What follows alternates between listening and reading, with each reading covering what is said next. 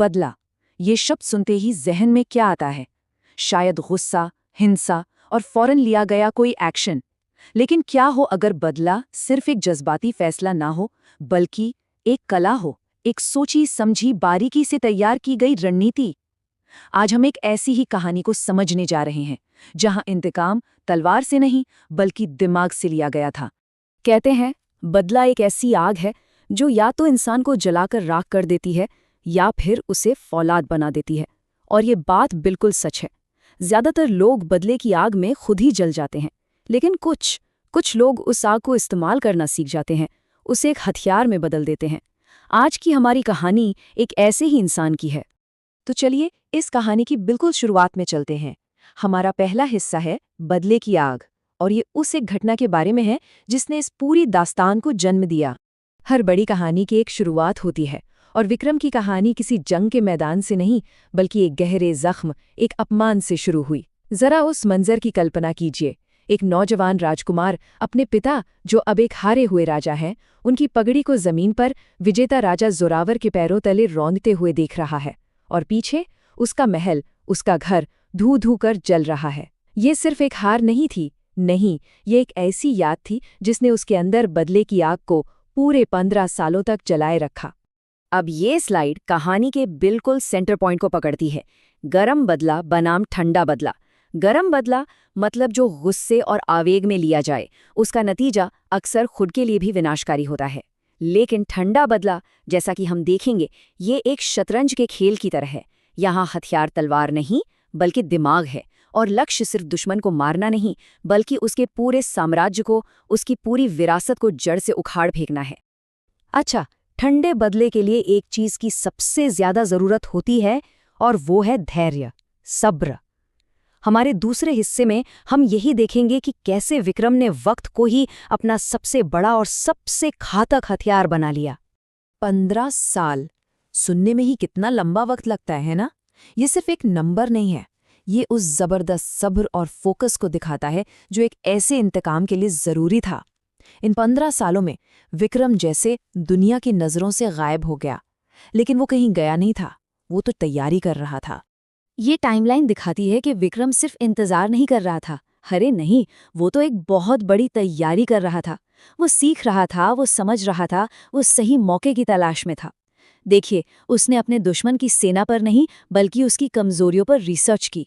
10वें साल तक उसे समझ आ गया कि जोरावर की असली ताकत उसकी सेना नहीं बल्कि उसकी सप्लाई लाइंस हैं। और 15वें साल तक उसने जोरावर के किरदार की सबसे बड़ी, सबसे घातक कमजोरी पहचान ली थी, और वो थी उसका घमंड, उसका बेइंतहा अहंकार। और यहीं पर कहानी एक बहुत ही जरूरी मोड़ लेती है। विक्रम का मकसद जोरावर को मारना था ही नहीं। जैसा कि यहाँ लिखा है, तलवार से लिया गया बदला सिर्फ एक लाश देता है, पर दिमाग से लिया गया बदला पूरा साम्राज्य मिट्टी में मिला देता है।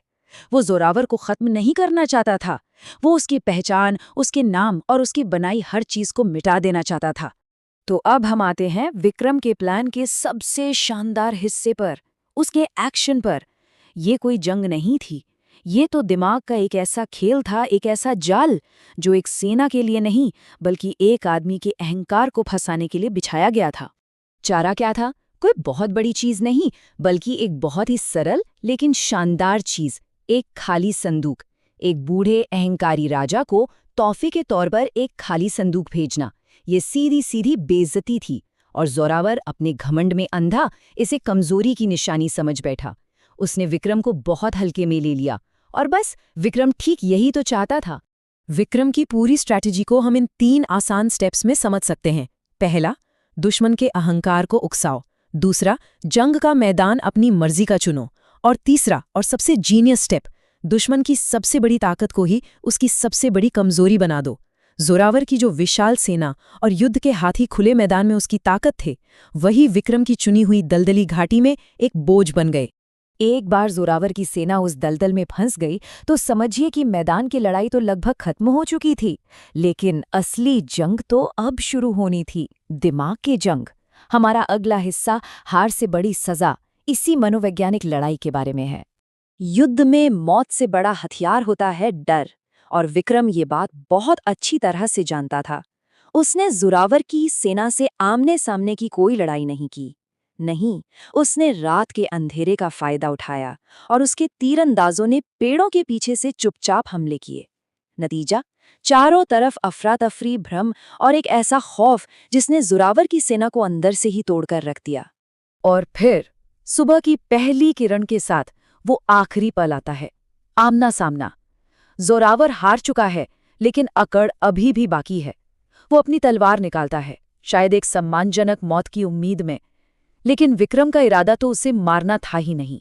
उसका मकसद कुछ और ही था, कुछ ज्यादा गहरा।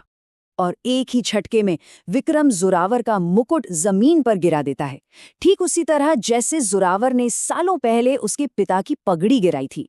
और फिर वो आखिरी, सबसे चुभने वाला वार करता है, शब्दों से, तुम्हें मारना तो तुम्हारी मुक्ति होगी, नहीं, तुम जिंदा रहो और अपनी आंखों से देखो कि तुमने अपना सब कुछ खो दिया है। ये मौत से भी बदतर सजा थी, जिंदगी भर की जिल्लत और बेइज्जती। तो इस पूरी कहानी का आखिरी सबक क्या है? सच्चा बदला आखिर होता क्या है? हमारा आखिरी हिस्सा इसी एक सवाल का जवाब तलाशता है। सच्चा बदला सिर्फ दुश्मन को बर्बाद करने का नाम नहीं है। नहीं, ये खुद को फिर से बनाने के बारे में है। ये वो सब कुछ वापस हासिल करने के बारे में है जो खो गया था, और साथ ही ये पक्का करना कि आपका दुश्मन आपकी जीत को अपनी आंखों से देखने के लिए जिंदा रहे और इस हालत में रहे कि वो फिर कभी उठ न पाए। अंत में ये कहानी एक बहुत ही गहरी सच्चाई बयान करती है कि लड़ाइयाँ भले ही तलवार से शुरू होती हों, लेकिन जीती हमेशा दिमाग से जाती हैं। रणनीति, सब्र और बुद्धि हमेशा ब्रूट फोर्स यानी कि ताकत पर भारी पड़ेगी। और इसी के साथ हम एक आखिरी सवाल पर आके रुकते हैं। क्या विक्रम का फैसला सही था? क्या किसी को उसकी हार के साथ जीने के लिए छोड़ देना वाकई मौत से भी बड़ी सजा है? कहाँ जाकर इंसाफ इंतकाम बन जाता है? इस पर सोचने वाली बात है।